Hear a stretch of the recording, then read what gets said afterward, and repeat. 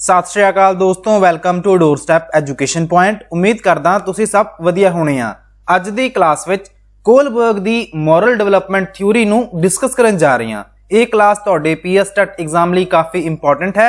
कुछ दिनां विच तुहाडी पीएस टेट दी परीक्षा कंडक्ट करवाई जानी है। गिणती दे लिमिटेड डेज ने जी तुहाडे कोल प्रिपरेशन लई। सो अपने इस चैनल ते back to back PS TET दी तैयारी तो संबंधित वीडियोज अपलोड कीतियां जा रही ने। इन्हां वीडियोज नूं वेख के तुसीं आपदी पीएस टेट दी तैयारी चंगे तरीके नाल कर सकदे हो। वीडियो शुरू करन तो पहला चैनल नूं सबसक्राइब जरूर कर लिओ एंड एक जिहड़ा लाइक दा बटन होएगा जी वो भी प्रेस कर लिओ। And a class paper 1 and paper 2 PS TET दी मैं गल कर रहा कि पीएस टेट दा पेपर 1 एंड पेपर 2 दी तैयारी कर रहे स्टूडेंट्स लई इंपॉर्टेंट है। ਇਹ ਵੀਡੀਓ ਵੇਖਣ ਤੋਂ ਬਾਅਦ ਕੋਲਬਰਗ ਦੀ ਮੋਰਲ ਡਿਵੈਲਪਮੈਂਟ ਦੀ ਥਿਊਰੀ ਤੁਹਾਨੂੰ ਚੰਗੇ ਤਰੀਕੇ ਨਾਲ ਸਮਝ ਲੱਗ ਜਾਣੀ ਹੈ ਜੀ। ਸੋ ਸ਼ੁਰੂ ਕਰਦੇ ਹਾਂ ਅੱਜ ਦੀ ਆਪਣੀ ਵੀਡੀਓ ਨੂੰ। ਇਹਨਾਂ ਦੀ ਜਿਹੜੀ ਥਿਊਰੀ ਹੈ ਇਹਨੂੰ 6 ਸਟੇजेस ਵਿੱਚ ਵੰਡਿਆ ਹੋਇਆ ਹੈ। 6 ਪੜਾਅ ਤੁਹਾਨੂੰ ਵੇਖਣ ਨੂੰ ਮਿਲਦੇ ਨੇ ਬੱਚਿਆਂ ਦੇ ਵਿਕਾਸ ਦੇ। ਐਂਡ ਸਭ ਤੋਂ ਪਹਿਲਾਂ ਤੁਸੀਂ ਇਹਨਾਂ ਪੜਾਵਾਂ ਤੇ ਨਿਗਾਹ ਮਾਰ ਲਓ ਐਂਡ ਮੈਂ ਇੱਕ ਵਾਰ ਪੜ੍ਹ ਕੇ ਵੀ ਦੱਸ ਦਿੰਨਾ ਐਂਡ ਤੁਸੀਂ ਵੀ 4 ਤੋਂ ਲੈ ਕੇ 5 ਵਾਰ ਰਿਪੀਟ ਕਰ ਲਿਓ। ਸੋ ਇੱਕ ਵਾਰ ਤੁਹਾਨੂੰ ਪੜਾਅ ਯਾਦ ਹੋ ਜਾਣਗੇ। ਐਂਡ ਇਹਨਾਂ ਦੀ ਥਿਊਰੀ ਦੀ ਜੇਕਰ ਆਪਾਂ ਗੱਲ ਕਰਦੇ ਹਾਂ ਤੇ ਇਹਦੇ ਵਿੱਚ ਤੁਹਾਨੂੰ 6 ਲੈਵਲ ਨਹੀਂ ਵੇਖਣ ਨੂੰ ਮਿਲਦੇ, ਲੈਵਲ ਵੇਖਣ ਨੂੰ ਮਿਲਦੇ ਨੇ ਜੀ 3 ਭਾਵ ਪੱਧਰ। बट ਜਿਹੜੇ ਪੜਾਅ ਨੇ ਸਟੇजेस ਦੀ ਆਪਾਂ ਗੱਲ ਕਰ ਰਹੇ ਹਾਂ, ਸਟੇजेस ਤੁਹਾਨੂੰ 6 ਵੇਖਣ ਨੂੰ ਮਿਲਦੀਆਂ ਨੇ, ਲੈਵਲ ਤੁਹਾਨੂੰ 3 ਵੇਖਣ ਨੂੰ ਮਿਲਦੇ ਆ। ਹਰੇਕ ਲੈਵਲ ਦੇ ਵਿੱਚ ਤੁਹਾਨੂੰ 2 ਸਟੇजेस ਵੇਖਣ ਨੂੰ ਮਿਲਦੀਆਂ ਨੇ। ਜਿਵੇਂ ਕਿ ਪਹਿਲੀ ਜਿਹੜੀ ਸਟੇਜ ਹੈ ਐਂਡ ਦੂਸਰੀ ਸਟੇਜ ਹੈ, ਪਹਿਲੀ ਦੂਜੀ ਸਟੇਜ ਪਹਿਲੇ ਲੈਵਲ ਵਿੱਚ ਵੇਖਣ ਨੂੰ ਮਿਲਦੇ ਆ ਜੀ। ਤੁਸੀਂ ਵੇਖ ਸਕਦੇ ਹੋ ਕਿ ਪਹਿਲੇ ਲੈਵਲ ਦਾ ਨਾਮ ਕੀ ਹੈ, ਪ੍ਰੀ ਕਨਵੈਨਸ਼ਨਲ ਸਟੇਜ।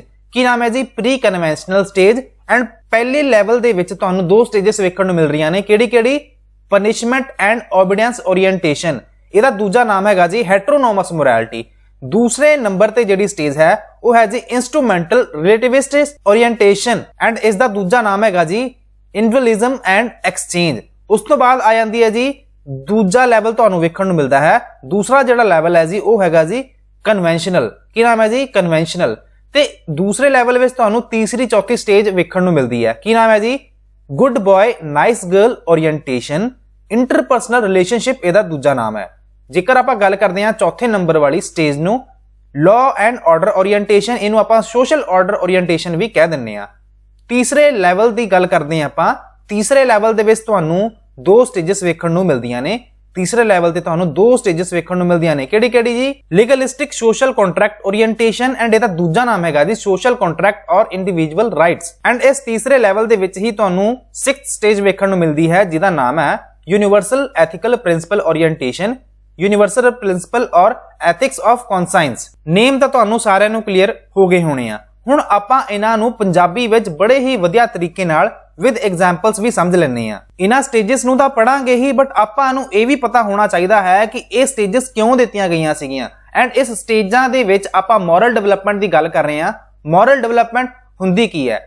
ਕੋਲਬਰਗ ਦਾ ਜਿਹੜਾ ਮੋਰਲ ਡਿਵੈਲਪਮੈਂਟ ਹੈ ਜੀ, ਕਿ ਕੋਲਬਰਗ ਦਾ ਜਿਹੜਾ ਨੈਤਿਕ ਵਿਕਾਸ ਸਿਧਾਂਤ ਹੈ ਇਸ ਬਾਰੇ ਹੈ ਕਿ ਲੋਕ ਵੱਡੇ ਹੋ ਕੇ ਨੈਤਿਕ ਫੈਸਲੇ ਲੈਣਾ ਸਿੱਖਦੇ ਹਨ। ਉਹ ਫੈਸਲੇ ਕਿਵੇਂ ਲੈਂਦੇ ਹਨ, ਜਿਹੜੇ ਲੋਕ ਨੇ ਜੀ ਉਹ ਫੈਸਲੇ ਕਿਵੇਂ ਲੈ ਰਹੇ ਹਨ। ਐਂਡ ਕੋਲਬਰਗ ਦਾ ਮੰਨਣਾ ਸੀ ਕਿ ਨੈਤਿਕ ਵਿਕਾਸ ਦੇ 6 ਪੜਾਅ ਹਨ ਜਿਨ੍ਹਾਂ ਨੂੰ 3 ਪੱਧਰਾਂ ਵਿੱਚ ਵੰਡਿਆ ਹੋਇਆ ਹੈ। ਇਹਦੀ ਗੱਲ ਤਾਂ ਆਪਾਂ ਆਲਰੇਡੀ ਕੀਤੀ ਹੋਈ ਹੈ। ਇਸ ਤੋਂ ਪਹਿਲਾਂ ਨਾ ਇੱਕ ਸਟੋਰੀ ਸੀਗੀ। ਸਟੋਰੀ ਕਿਹਦੀ ਸੀਗੀ ਜੀ? ਹੈਂਜ ਨਾਮ ਦੇ ਵਿਅਕਤੀ ਦੀ। ਹੈਂਜ ਦੀ ਪਤਨੀ ਬਹੁਤ ਬਿਮਾਰ ਸੀ। ਉਸਨੂੰ ਇੱਕ ਖਾਸ ਦਵਾਈ ਦੀ ਲੋੜ ਸੀ ਜੋ ਸਥਾਨਕ ਫਾਰਮਾਸਿਸਟ ਇਸ ਦੀ ਉਤਪਾਦਨ ਲਾਗਤ ਤੋਂ 10 ਗੁਣਾ ਵੱਧ ਵੇਚ ਰਿਹਾ ਸੀਗਾ।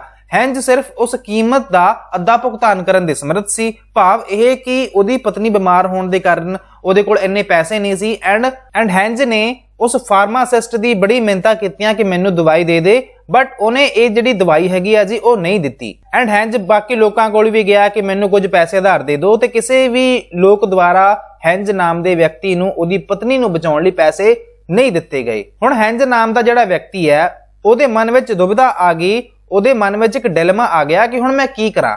ਕੀ ਮੈਂ ਇਸ ਦਵਾਈ ਨੂੰ ਚੋਰੀ ਕਰ ਲਵਾਂ ਐਂਡ ਚੋਰੀ ਕਰਨ ਤੋਂ ਬਾਅਦ ਮੈਂ ਜੇਲ੍ਹ ਚਲੇ ਜਾਵਾਂ ਆਪਦੀ ਪਤਨੀ ਨੂੰ ਬਚਾ ਕੇ, ਜਾਂ ਤਾਂ ਉਹਦੇ ਕੋਲ ਦੂਜੀ ਆਪਸ਼ਨ ਸੀ ਕਿ ਉਹ ਆਪਦੀ ਪਤਨੀ ਨੂੰ ਮਰਨ ਦਿੰਦਾ। ਇਹ ਕਹਾਣੀ ਨਾ ਕੋਲਬਰਗ ਨੇ ਬੱਚਿਆਂ ਨੂੰ ਸੁਣਾਈ, ਕੁਝ ਵੱਡਿਆਂ ਨੂੰ ਸੁਣਾਈ। ਕੁਝ ਲੋਕਾਂ ਦੇ ਸਮੂਹ ਤੋਂ ਜਦੋਂ ਇਹਨੇ ਇਹ ਸਾਰੀ ਸਟੋਰੀ ਸੁਣਾਤੀ, ਉਹਨਾਂ ਲੋਕਾਂ ਤੋਂ ਪ੍ਰਸ਼ਨ ਪੁੱਛਿਆ ਗਿਆ ਕਿ ਹੁਣ ਦੱਸੋ ਹੈਂਜ ਨੇ ਕੀ ਸਹੀ ਕੀਤਾ ਜਾਂ ਗਲਤ ਕੀਤਾ? ਕਿ ਉਹਨੇ ਚੋਰੀ ਕਰਕੇ ਸਹੀ ਕੰਮ ਕੀਤਾ ਐਂਡ ਉਹਨੇ ਆਪਦੀ ਪਤਨੀ ਦੀ ਜਾਨ ਬਚਾ ਕੇ ਜਿਹੜੀ ਗੱਲ ਹੈ ਉਹ ਵਧੀਆ ਕੀਤੀ ਹੈ? ਸੋ ਇਹ ਪ੍ਰਸ਼ਨ ਪੁੱਛਣ ਤੋਂ ਬਾਅਦ ਉਹਨੇ ਜਿਹੜੀਆਂ ਵੀ ਆਬਜ਼ਰਵੇਸ਼ਨਾਂ ਕੀਤੀਆਂ, ਆਬਜ਼ਰਵੇਸ਼ਨਾਂ ਕਰਨ ਤੋਂ ਬਾਅਦ ਉਹਨੇ ਇਹ ਜਿਹੜੀ ਮੋਰਲ ਡਿਵੈਲਪਮੈਂਟ ਦੀ ਥਿਊਰੀ ਹੈਗੀ ਆ ਜੀ ਇਹ ਕੋਲਬਰਗ ਦੁਆਰਾ ਦਿੱਤੀ ਗਈ ਸੀ। ਉਮੀਦ ਕਰੂੰਗਾ ਕਿ ਇਸ ਸਟੋਰੀ ਦੇ ਪਿੱਛੇ ਮੈਂ ਕੀ ਸਮਝਾਉਣ ਦੀ ਕੋਸ਼ਿਸ਼ ਕਰ ਰਿਹਾ ਕਿ ਇਸ ਸਟੋਰੀ ਦੇ ਆਧਾਰ ਤੇ ਹੀ ਉਹਨੇ ਇਹ ਥਿਊਰੀ ਬਣਾਈ ਸੀਗੀ ਕੋਲਬਰਗ ਨੇ। ਹੁਣ ਆਪਾਂ ਗੱਲ ਕਰਦੇ ਹਾਂ ਪਹਿਲੀ ਲੈਵਲ ਦੀ, ਕਿਉਂਕਿ 3 ਲੈਵਲ ਵੇਖਣ ਨੂੰ ਮਿਲਦੇ ਨੇ ਤੁਹਾਨੂੰ, ਹਰੇਕ ਲੈਵਲ ਦੇ ਵਿੱਚ ਤੁਹਾਨੂੰ 2 ਸਟੇजेस ਵੇਖਣ ਨੂੰ ਮਿਲਦੀਆਂ ਨੇ। ਆਪਾਂ ਗੱਲ ਕਰ ਰਹੇ ਹਾਂ ਪ੍ਰੀ ਕਨਵੈਨਸ਼ਨਲ ਮੋਰੈਲਿਟੀ ਦੀ। ਕਿਹਦੀ ਗੱਲ ਕਰ ਰਹੇ ਹਾਂ? ਇਹ ਹੈਗਾ ਜੀ ਲੈਵਲ ਪਹਿਲਾ, ਪੂਰਵ ਰਵਾਇਤੀ ਨੈਤਿਕਤਾ। ਇਸ ਲੈਵਲ ਵਿੱਚ ਬੱਚੇ ਨੈਤਿਕ ਡਿਸੀਜਨ ਲੈਂਦੇ ਨੇ। ਕਿਉਂ ਨੈਤਿਕ ਡਿਸੀਜਨ ਲੈਂਦੇ ਨੇ ਜੀ? ਮੋਰਲ ਡਿਸੀਜਨਸ ਲੈਂਦੇ ਨੇ ਸਿਰਫ ਕਾਨੂੰਨ ਤੋਂ ਡਰ ਕੇ ਕਿ ਉਹਦੇ ਜਿਹੜੇ ਨਤੀਜੇ ਨੇ ਜੀ, ਮੰਨ ਲਓ ਕਿ ਜਦੋਂ ਇਸ ਸਟੇਜ ਵਿੱਚ ਬੱਚਿਆਂ ਨੂੰ ਬੁਲਾ ਕੇ ਪੁੱਛਿਆ ਜਾਊਗਾ ਕਿ ਬੇਟਾ ਦੱਸੋ ਹੈਂਜ ਨੇ ਸਹੀ ਕੀਤਾ ਸੀ ਜਾਂ ਗਲਤ ਕੀਤਾ ਸੀਗਾ, ਉਹਨਾਂ ਬੱਚਿਆਂ ਨੇ ਕਹਿਣਾ ਕਿ ਹੈਂਜ ਨੇ ਗਲਤ ਕੀਤਾ ਚੋਰੀ ਕਰਕੇ। ਕਿਉਂ? ਕਿਉਂਕਿ ਚੋਰੀ ਕਰਨਾ ਤਾਂ ਪਾਪ ਆ, ਚੋਰੀ ਕਰਨ ਦੇ ਨਾਲ ਸਜ਼ਾ ਮਿਲਦੀ ਹੈ। ਸੋ ਮਤਲਬ ਇਹ ਕਿ ਇਸ ਲੈਵਲ ਦੇ ਵਿੱਚ ਬੱਚਿਆਂ ਦੀ ਜਿਹੜੀ ਥਿੰਕਿੰਗ ਹੋਊਗੀ ਉਹ ਕਿਹੋ ਜੀ ਹੋਊਗੀ ਜੀ? ਉਹ ਹੋਣੀ ਹੈ ਕਿ ਇਹਦੇ ਨਤੀਜੇ ਕੀ ਹੋ ਸਕਦੇ ਆ ਜਦੋਂ ਆਪਾਂ ਕਿਸੇ ਕਾਨੂੰਨ ਨੂੰ ਤੋੜਦੇ ਆ। ਮਤਲਬ ਕਿ ਇਹਦੇ ਵਿੱਚ ਬੱਚੇ ਇਹ ਗੱਲ ਨਹੀਂ ਸੋਚਣਗੇ ਕਿ ਜੇਕਰ ਆਪਾਂ ਕਹਿੰਦੇ ਆ ਕਿ ਜੇਕਰ ਆਪਾਂ ਨੂੰ ਕਾਨੂੰਨ ਤੋੜਨੇ ਚਾਹੀਦੇ ਆ ਤੇ ਕਾਨੂੰਨ ਤੋੜਨ ਦੇ ਨਾਲ ਕਿਸੇ ਦੀ ਜਾਨ ਵੀ ਬਚਾਈ ਜਾ ਸਕਦੀ ਹੈ। ਇਹਨਾਂ ਕੰਪਲਿਕੇਸ਼ਨਸ ਵਿੱਚ ਬੱਚੇ ਨਹੀਂ ਪੈਂਦੇ ਇਸ ਲੈਵਲ ਦੇ ਵਿੱਚ। ਇਸ ਲੈਵਲ ਦੇ ਵਿੱਚ 2 ਸਟੇजेस ਵੇਖਣ ਨੂੰ ਮਿਲਦੀਆਂ ਨੇ। ਪਹਿਲੀ ਜਿਹੜੀ ਸਟੇਜ ਹੈਗੀ ਹੈ ਉਹਦੀ ਆਪਾਂ ਜਦੋਂ ਗੱਲ ਕਰਦੇ ਹਾਂ, ਇੱਕ ਵਾਰ ਯਾਦ ਕਰ ਲਿਓ ਕਿ 3 ਲੈਵਲ ਵੇਖਣ ਨੂੰ ਮਿਲਦੇ ਨੇ। ਪਹਿਲਾ ਤਾਂ ਹੈ ਜੀ ਪ੍ਰੀ ਕਨਵੈਨਸ਼ਨਲ ਮੋਰੈਲਿਟੀ, ਦੂਸਰੇ ਨੰਬਰ ਤੇ ਹੈ ਕਨਵੈਨਸ਼ਨਲ ਮੋਰੈਲਿਟੀ, ਤੀਸਰੇ ਨੰਬਰ ਤੇ ਹੈਗਾ ਜੀ ਪੋਸਟ ਕਨਵੈਨਸ਼ਨਲ ਮੋਰੈਲਿਟੀ। ਹਰੇਕ ਲੈਵਲ ਵਿੱਚ 2 ਸਟੇजेस ਵੇਖਣ ਨੂੰ ਮਿਲਦੀਆਂ ਨੇ। ਪਹਿਲੇ ਲੈਵਲ ਨੂੰ ਡਿਸਕਸ ਕਰ ਲਿਆ ਬਟ ਆਪਾਂ ਇਹਦੀਆਂ ਸਟੇजेस ਨੂੰ ਡਿਸਕਸ ਨਹੀਂ ਕੀਤਾ। ਹੁਣ ਆਪਾਂ ਇਹਦੀਆਂ ਜਿਹੜੀਆਂ 2 ਸਟੇजेस ਨੇ ਕਿਹੜੀਆਂ ਜੀ? ਓਬੀਡੀਐਂਸ ਐਂਡ ਪਨਿਸ਼ਮੈਂਟ ਓਰੀਐਂਟੇਸ਼ਨ, ਆਗਿਆਕਾਰੀ ਅਤੇ ਸਜ਼ਾ ਦੀ ਸਥਿਤੀ। ਇਸ ਤੋਂ ਬਾਅਦ ਹੈ ਜੀ ਇੰਡੀਵਿਜੂਅਲਿਜ਼ਮ ਐਂਡ ਐਕਸਚੇਂਜ, ਵਿਅਕਤੀਵਾਦ ਅਤੇ ਵਟਾਂਦਰਾ। ਆਪਾਂ ਪਹਿਲੇ ਨੂੰ ਡਿਸਕਸ ਕਰ ਲੈਂਦੇ ਆ, ਓਬੀਡੀਐਂਸ ਐਂਡ ਪਨਿਸ਼ਮੈਂਟ ਓਰੀਐਂਟੇਸ਼ਨ, ਆਗਿਆਕਾਰੀ ਅਤੇ ਸਜ਼ਾ ਦੀ ਸਥਿਤੀ। ਇਸ ਸਟੇਜ ਦੇ ਵਿੱਚ ਬੱਚੇ ਮੋਟੀਵੇਟਡ ਹੁੰਦੇ ਨੇ ਕੀ ਕਰਨ ਦੇ ਲਈ ਜੀ? ਕਿ ਪਨਿਸ਼ਮੈਂਟ ਨੂੰ ਅਵੋਇਡ ਕਰ ਸਕਣ। ਪਨਿਸ਼ਮੈਂਟ ਨੂੰ ਅਵੋਇਡ ਕਰਨ ਦਾ ਮਤਲਬ ਇਹ ਹੈ ਕਿ ਬੱਚੇ ਕੋਸ਼ਿਸ਼ ਕਰਦੇ ਆ ਕਿ ਉਹਨਾਂ ਨੂੰ ਸਜ਼ਾ ਨਾ ਦਿੱਤੀ ਜਾਵੇ। ਤੇ ਸਜ਼ਾ ਕਿਵੇਂ ਨਾ ਦਿੱਤੀ ਜਾਊਗੀ? ਜਦੋਂ ਬੱਚੇ ਕਿਸੇ ਵੀ ਕਾਨੂੰਨ ਨੂੰ ਨਹੀਂ ਤੋੜਨਗੇ। ਜਿਵੇਂ ਕਿ ਛੋਟੇ ਬੱਚਿਆਂ ਨੂੰ ਕਹਿ ਦਿੱਤਾ ਜਾਂਦਾ ਕਿ ਬੇਟਾ ਤੁਸੀਂ ਜ਼ਿਆਦਾ ਟੌਫੀਜ਼ ਨਹੀਂ ਖਾਣੀਆਂ, ਜ਼ਿਆਦਾ ਟੀਵੀ ਨਹੀਂ ਵੇਖਣਾ, ਜੇਕਰ ਤੁਸੀਂ ਇਹ ਕੰਮ ਕਰੋਗੇ ਤੁਹਾਨੂੰ ਪਨਿਸ਼ਮੈਂਟ ਦਿੱਤੀ ਜਾਊਗੀ। ਕੀ ਬੱਚਿਆਂ ਦਾ ਟੌਫੀ ਖਾਣ ਨੂੰ, ਜ਼ਿਆਦਾ ਟੀਵੀ ਵੇਖਣ ਨੂੰ ਦਿਲ ਨਹੀਂ ਕਰਦਾ ਹੁੰਦਾ? ਕਰਦਾ ਹੁੰਦਾ, ਬਟ ਉਹਨਾਂ ਨੂੰ ਪਤਾ ਹੁੰਦਾ ਕਿ ਸਾਡੇ ਕੁੱਟ ਪੈ ਸਕਦੀ ਆ ਜੇਕਰ ਆਪਾਂ ਆਪਣੇ ਮਾਪਿਓ ਦਾ ਕਹਿਣਾ ਨਾ ਮੰਨਿਆ। ਸੋ ਇਹਦੇ ਵਿੱਚ ਬੱਚੇ ਸਿਰਫ ਓਬੀਡੀਐਂਸ ਤਾਂ ਹੀ ਕਰਦੇ ਆ ਕਿਉਂਕਿ ਉਹ ਪਨਿਸ਼ਮੈਂਟ ਤੋਂ ਬਚ ਸਕਣ। ਆਗਿਆ ਦਾ ਪਾਲਣ ਫੇਰ ਹੀ ਕਰਦੇ ਆ ਕਿਉਂਕਿ ਉਹ ਨਹੀਂ ਚਾਹੁੰਦੇ ਉਹਨਾਂ ਨੂੰ ਸਜ਼ਾ ਦਿੱਤੀ ਜਾਵੇ। ਐਗਜ਼ਾਮਪਲ ਦੇ ਵਿੱਚ ਇੱਥੇ ਦੱਸਿਆ ਹੋਇਆ ਇੱਕ ਬੱਚਾ ਸਟੋਰ ਤੋਂ ਕੈਂਡੀ ਚੋਰੀ ਕਰਨ ਤੋਂ ਇਨਕਾਰ ਕਰਦਾ ਹੈ ਕਿਉਂਕਿ ਉਹ ਆਪਣੇ ਮਾਪਿਆਂ ਦੁਆਰਾ ਫੜੇ ਜਾਣ ਅਤੇ ਸਜ਼ਾ ਮਿਲਣ ਤੋਂ ਡਰਦਾ ਹੈ। ਮਤਲਬ ਕਿ ਜੇ ਸਜ਼ਾ ਦਾ ਡਰ ਨਾ ਹੋਵੇ ਤੇ ਬੱਚਾ ਇੱਥੇ ਗਲਤ ਕੰਮ ਵੀ ਕਰ ਸਕਦਾ ਹੈ। ਸੋ ਇਹ ਗੱਲ ਤੁਸੀਂ ਸਮਝ ਗਏ ਹੋਣੇ ਆ ਓਬੀਡੀਐਂਸ ਐਂਡ ਪਨਿਸ਼ਮੈਂਟ ਦੇ ਵਿੱਚ। ਦੂਸਰੇ ਇੱਕ ਪਹਿਲੇ ਲੈਵਲ ਦੀ ਜਿਹੜੀ ਦੂਜੀ ਸਟੇਜ ਹੈਗੀ ਆ, ਇਹਦੇ ਬਾਰੇ ਵੀ ਆਪਾਂ ਗੱਲ ਕਰ ਲੈਣੇ ਆ, ਇੰਡੀਵਿਜੂਅਲਿਜ਼ਮ ਐਂਡ ਐਕਸਚੇਂਜ, ਵਿਅਕਤੀਵਾਦ ਅਤੇ ਵਟਾਂਦਰਾ। At this stage children start understand that there is more than one point of view। ਇਹਦੇ ਵਿੱਚ ਬੱਚੇ ਚੰਗਾ ਕੰਮ ਫੇਰ ਹੀ ਕਰਦੇ ਆ ਜਦੋਂ ਉਹਨਾਂ ਨੂੰ ਪਤਾ ਲੱਗਦਾ ਹੈ ਕਿ ਉਹਨਾਂ ਨੂੰ ਇਸ ਕੰਮ ਦੇ ਬਦਲੇ ਵੀ ਕੋਈ ਚੀਜ਼ ਮਿਲੇਗੀ। ਮਤਲਬ ਕਿ ਉਹਨਾਂ ਨੇ ਚੰਗਾ ਕਰਨਾ ਆ ਕਿਉਂਕਿ ਉਹ ਐਕਸਪੈਕਟ ਕਰਦੇ ਨੇ ਕਿ ਮੇਰੇ ਨਾਲ ਵੀ ਚੰਗਾ ਹੋਵੇ। ਐਗਜ਼ਾਮਪਲਸ ਵਿੱਚ ਆਪਾਂ ਸਮਝਦੇ ਆ ਕਿ ਇੱਕ ਬੱਚਾ ਆਪਣੇ ਖਿਡੌਣੇ ਕਿਸੇ ਦੋਸਤ ਨਾਲ ਸਾਂਝੇ ਕਰਨ ਲਈ ਸਹਿਮਤ ਹੁੰਦਾ ਹੈ। ਮਤਲਬ ਕਿ ਇੱਕ ਛੋਟਾ ਜਿਹਾ ਬੱਚਾ ਆਪਦੇ ਖਿਡੌਣੇ ਖੇਡਣ ਲਈ ਦੂਜਿਆਂ ਬੱਚਿਆਂ ਨਾਲ ਸ਼ੇਅਰ ਕਰ ਦਿੰਦਾ, ਬਟ ਉਦੋਂ ਹੀ ਜਦੋਂ ਦੂਸਰਾ ਬੱਚਾ ਆਪਦੇ ਖਿਡੌਣੇ ਵੀ ਉਹਦੇ ਨਾਲ ਸ਼ੇਅਰ ਕਰੇ। ਮਤਲਬ ਇੱਥੇ ਬੱਚਾ ਉਹੀ ਕੰਮ ਕਰੇਗਾ ਜਿਹਦੇ ਨਾਲ ਉਹਨੂੰ ਕੁਝ ਰਿਟਰਨ ਦੇ ਵਿੱਚ ਵੀ ਮਿਲੇ। ਸੋ ਦੂਸਰੀ ਸਟੇਜ ਵਿੱਚ ਤਾਂ ਇਹਨਾਂ ਨੇ ਇਹ ਸਿੰਪਲ ਜੀ ਗੱਲ ਕੀਤੀ ਹੈ। ਜਦੋਂ ਆਪਾਂ ਗੱਲ ਕਰਦੇ ਹਾਂ ਦੂਸਰੇ ਲੈਵਲ ਦੀ, ਦੂਸਰੇ ਲੈਵਲ ਵਿੱਚ ਤੁਹਾਨੂੰ 3 ਤੇ 4 ਸਟੇਜਾਂ ਵੇਖਣ ਨੂੰ ਮਿਲਣਗੀਆਂ ਜੀ। ਦੂਸਰੇ ਲੈਵਲ ਦੀ ਗੱਲ ਕਰਦੇ ਹਾਂ ਕਨਵੈਨਸ਼ਨਲ ਮੋਰੈਲਿਟੀ, ਪਰੰਪਰਾਗਤ ਨੈਤਿਕਤਾ। ਇਹ ਜਿਹੜੀ ਮੋਰੈਲਿਟੀ ਹੈ ਕਨਵੈਨਸ਼ਨਲ ਮੋਰੈਲਿਟੀ ਦੇ ਵਿੱਚ, ਇਸ ਮੋਰੈਲਿਟੀ ਦੇ ਵਿੱਚ ਲੋਕ ਡਿਸੀਜਨ ਤਾਂ ਲੈਣਗੇ। ਕਿਵੇਂ ਡਿਸੀਜਨ ਲੈਣਗੇ? ਜਿਹੜਾ ਆਪਣਾ ਸਮਾਜ ਹੈਗਾ ਆ ਉਹਦੀ ਐਕਸਪੈਕਟੇਸ਼ਨ ਦੇ ਅਕੋਰਡਿੰਗ, ਕਿ ਲੋਕ ਕੀ ਸੋਚਦੇ ਨੇ ਇਸ ਅਕੋਰਡਿੰਗ। ਐਂਡ ਇਸ ਲੈਵਲ ਦੇ ਵਿੱਚ ਤੁਹਾਨੂੰ 2 ਸਟੇजेस ਵੇਖਣ ਨੂੰ ਮਿਲਦੀਆਂ ਨੇ। ਕਿਹੜੀਆਂ ਜੀ? Interpersonal relationship, the good boy nice girl orientation ਵੀ ਆਪਾਂ ਇਹਨੂੰ ਕਹਿੰਦੇ ਆ, ਅੰਤਰ ਵਿਅਕਤੀਗਤ ਰਿਸ਼ਤੇ। ਐਂਡ ਚੌਥੇ ਨੰਬਰ ਤੇ ਹੈ maintaining social order, the law and order orientation, ਸਮਾਜਿਕ ਵਿਵਸਥਾ ਨੂੰ ਕਾਇਮ ਰੱਖਣਾ। ਤੀਸਰੀ ਸਟੇਜ ਦੀ ਗੱਲ ਕਰਦੇ ਆ interpersonal relationship, the good boy nice girl orientation ਦੇ ਵਿੱਚ। ਇਸ ਸਟੇਜ ਦੇ ਵਿੱਚ ਜਿਹੜੇ ਲੋਕ ਨੇ ਉਹ ਸੋਚਦੇ ਨੇ ਦੂਜਿਆਂ ਬਾਰੇ ਕੀ ਸੋਚਦੇ ਨੇ ਕਿ ਕੀ ਸਹੀ ਹੈ ਐਂਡ ਬਾਕੀਆਂ ਨੂੰ ਖੁਸ਼ ਕਿਵੇਂ ਕੀਤਾ ਜਾ ਸਕਦਾ ਹੈ, ਜਿਹਦੇ ਨਾਲ ਆਪਣੇ ਜਿਹੜੇ ਰਿਲੇਸ਼ਨਸ਼ਿਪਸ ਨੇ ਜੀ ਜਾਂ ਫਿਰ ਜਿਹੜੇ ਸੰਬੰਧ ਨੇ ਲੋਕਾਂ ਦੁਆਰਾ ਉਹ ਬਣੇ ਰਹਿਣ। ਅਕਸਰ ਤੁਸੀਂ ਕਲਾਸਰੂਮ ਵਿੱਚ ਵੇਖਿਆ ਹੋਣਾ ਕਿ ਬੱਚੇ ਇੱਕ ਦੂਜੇ ਨਾਲ ਲੜਦੇ ਨੇ ਬਟ ਇੰਨਾ ਨਹੀਂ ਲੜਦੇ ਐਂਡ ਬੱਚਿਆਂ ਦੁਆਰਾ ਕੋਸ਼ਿਸ਼ ਕੀਤੀ ਜਾਂਦੀ ਹੈ ਕਿ ਆਪਾਂ ਨਾ ਪਿਆਰ ਵਾਲੀ ਭਾਵਨਾ ਬਣਾ ਕੇ ਰੱਖੀਏ ਤਾਂ ਕਿ ਕੱਲ ਨੂੰ ਜੇਕਰ ਕਿਸੇ ਬੱਚੇ ਦੀ ਕਲਾਸ ਵਿੱਚ ਲੋੜ ਪੈ ਗਈ ਫਿਰ ਆਪਾਂ ਕੀ ਕਰਾਂਗੇ। ਸੋ ਉਹ ਕੀ ਕਰਦੇ ਨੇ ਜੀ, ਸਾਰਿਆਂ ਨਾਲ ਇੱਕ ਜਿਹੜਾ ਰਿਲੇਸ਼ਨਸ਼ਿਪ ਹੈਗਾ ਆ, ਫਰੈਂਡਸ਼ਿਪ ਹੈਗੀ ਆ ਜੀ, ਉਹ ਮੇਨਟੇਨ ਕਰਕੇ ਰੱਖਦੇ ਨੇ ਆਪਦੀ ਕਲਾਸ ਦੇ ਵਿੱਚ। ਚੰਗਾ ਬਣਨ ਦੀ ਕੋਸ਼ਿਸ਼ ਕਰਦੇ ਨੇ ਕਿ ਕੱਲ ਨੂੰ ਉਹਨਾਂ ਨੂੰ ਜਦੋਂ ਲੋੜ ਪੈਂਦੀ ਹੈ ਤੇ ਉਹਨਾਂ ਨਾਲ ਵੀ ਜਿਹੜੇ ਬੱਚੇ ਨੇ ਜੀ ਉਹਦਾ ਸਾਥ ਦੇਣ। ਸੋ ਇਸ ਸਟੇਜ ਵਿੱਚ ਆਪਾਂ ਨੂੰ ਇਹੀ ਗੱਲ ਵੇਖਣ ਨੂੰ ਮਿਲਦੀ ਹੈ। ਇਹਦੇ ਵਿੱਚ ਬੱਚੇ ਬਾਕੀਆਂ ਨੂੰ ਖੁਸ਼ ਕਰਨ ਦੀ ਕੋਸ਼ਿਸ਼ ਕਰਦੇ ਨੇ ਜੀ ਤਾਂ ਕਿ ਜਿਹੜੇ ਗੁੱਡ ਰਿਲੇਸ਼ਨਸ਼ਿਪ ਹੈਗੇ ਨੇ ਜੀ ਉਹ ਮੇਨਟੇਨ ਕਰਕੇ ਰੱਖੇ ਜਾ ਸਕਣ। ਇਹ ਗੱਲ ਸੀ ਕਿ ਜੀ ਕਿਹਦੀ ਗੱਲ ਸੀ, interpersonal relationship, the good boy nice girl orientation, ਚੰਗੇ ਬਣਨ ਦੀ ਕੋਸ਼ਿਸ਼ ਕਰਦੇ ਆ ਮੇਨਲੀ। ਅਗਲੇ ਸਟੇਜ ਵਿੱਚ ਆਪਾਂ ਗੱਲ ਕਰਦੇ ਹਾਂ maintaining social order, the law and order orientation, ਸਮਾਜਿਕ ਵਿਵਸਥਾ ਨੂੰ ਕਾਇਮ ਰੱਖਣਾ। ਇਸ ਸਟੇਜ ਦੇ ਵਿੱਚ ਜਿਹੜੇ ਲੋਕ ਨੇ ਸੋਚਦੇ ਨੇ ਕਿ ਜਿਹੜੇ ਰੂਲਸ ਨੇ ਉਹਨਾਂ ਨੂੰ ਫੋਲੋ ਕੀਤਾ ਜਾਣਾ ਚਾਹੀਦਾ ਹੈ। ਕਿਉਂ ਫੋਲੋ ਕੀਤਾ ਜਾਣਾ ਚਾਹੀਦਾ ਹੈ? ਕਿਉਂਕਿ ਇਹ ਆਪਣੀ ਸੁਸਾਇਟੀ ਲਈ ਚੰਗੀਆਂ ਚੀਜ਼ਾਂ ਨੇ। ਜੇਕਰ ਆਪਾਂ ਲਾਅ ਐਂਡ ਆਰਡਰ ਨੂੰ ਫੋਲੋ ਕਰਾਂਗੇ, ਜਿਹੜੀ ਚੀਜ਼ ਸਹੀ ਹੈ ਉਹਨੂੰ ਜੇਕਰ ਆਪਾਂ ਫੋਲੋ ਕਰਾਂਗੇ ਤੇ ਜਿਹੜੀ ਸੁਸਾਇਟੀ ਹੈਗੀ ਹੈ ਜੀ ਉਹ ਬਹੁਤ ਹੀ ਵਧੀਆ ਤਰੀਕੇ ਨਾਲ ਕੰਮ ਕਰੇਗੀ, ਬਹੁਤ ਹੀ ਵਧੀਆ ਤਰੀਕੇ ਨਾਲ ਚੱਲ ਸਕਦੀ ਹੈ। ਜਿਵੇਂ ਕਿ ਐਗਜ਼ਾਮਪਲ ਦਿੱਤੀ ਹੋਈ ਹੈ, ਇੱਕ ਵਿਅਕਤੀ ਲਾਲ ਬੱਤੀ ਤੇ ਰੁਕਦਾ ਹੈ ਭਾਵੇਂ ਆਲੇ ਦੁਆਲੇ ਕੋਈ ਹੋਰ ਕਾਰਾਂ ਨਾ ਹੋਣ, ਕਿਉਂਕਿ ਉਹ ਮੰਨਦਾ ਹੈ ਕਿ ਸੜਕ ਦੇ ਨਿਯਮਾਂ ਦੀ ਪਾਲਣਾ ਕਰਨਾ ਸਭ ਤੋਂ ਜ਼ਰੂਰੀ ਕੰਮ ਹੈਗਾ ਆ।